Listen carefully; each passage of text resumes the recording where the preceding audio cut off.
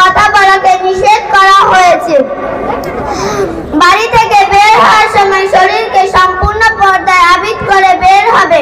মুখমণ্ডল অথবা শরীরকে সম্পূর্ণ পর্দায় আবৃত করে বের হবে, যাতে মহিলাদের সম্মান বজায় থাকে এবং বিভিন্ন বিপদ থেকে মুক্ত থাকতে পারে। মহিলারা নিজের বাড়ির ভিতরেই অবস্থান করবে, বিনা প্রয়োজনে বাড়ি থেকে বের হবে না। আল্লাহ তাআলা বলেন, হে নারী সকল, তোমরা নিজেদের বাড়ির ভিতরেই অবস্থান করবে। মুখদ্দার যুগের মতো নিজেদেরকে পরপুরুষের সামনে প্রদর্শন করো না। রাসূল সাল্লাল্লাহু আলাইহি ওয়াসাল্লাম ইরশাদ করেছেন, মহিলাদের গোপনে রাখা উচিত, কারণ মহিলারা যখন বাড়ি থেকে বের হয় শয়তান তাদের দিকে কুদৃষ্টিতে রাখে। এটি বাস্তব। নারী তখনই আল্লাহর বেশি নৈকট্য লাভ করতে পারবে যখন সে নিজের বাড়ির ভিতরেই অবস্থান করবে। যদি কোনো প্রয়োজনে মহিলাদের বাড়ির বাইরে যেতে হয়, তাহলে সাধারণত বোরকা অথবা চাদর দ্বারা নিজের শরীরকে এমন ভাবে ঢেকে বের হবে যে উভয় হাতের কবজি ছাড়া অন্য কোনো অঙ্গ যেন খোলা না থাকে। এমনই ভাবে বাড়িতে কোনো গায়ের মাহরাম আত্মীয় আসলে তার থেকে সম্পূর্ণ পর্দা করবে।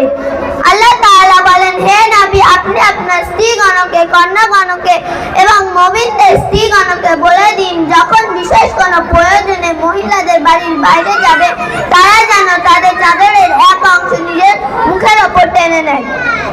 হযরত উম্মে সালমা রাদিয়াল্লাহু আনহু বর্ণনা করেন যে আমি এবং মাইমুনা রাসূল সাল্লাল্লাহু আলাইহি ওয়াসাল্লামের কাছে উপস্থিত ছিলাম। এমত অবস্থায় হযরত আব্দুল্লাহ ইবনে উম্মে মাকতুম রাদিয়াল্লাহু আনহু রাসূল সাল্লাল্লাহু আলাইহি ওয়াসাল্লাম এর খিদমতে উপস্থিত হলেন। যেহেতু উনি অন্ধ, তাই আমরা তার থেকে পর্দা করার প্রয়োজন মনে করলাম না, নিজের জায়গায় বসে রইলাম। অথবা রাসূল সাল্লাল্লাহু আলাইহি ওয়াসাল্লাম বললেন, তোমরা পর্দার আড়ালে যাও।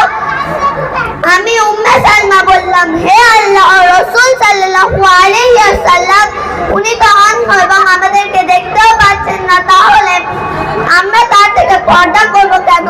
প্রত্যুত্তরে রাসূল সাল্লাল্লাহু আলাইহি ওয়াসাল্লাম বললেন, তোমরাও কি অন্ধ? তোমরা তাকে দেখতে পাচ্ছ না?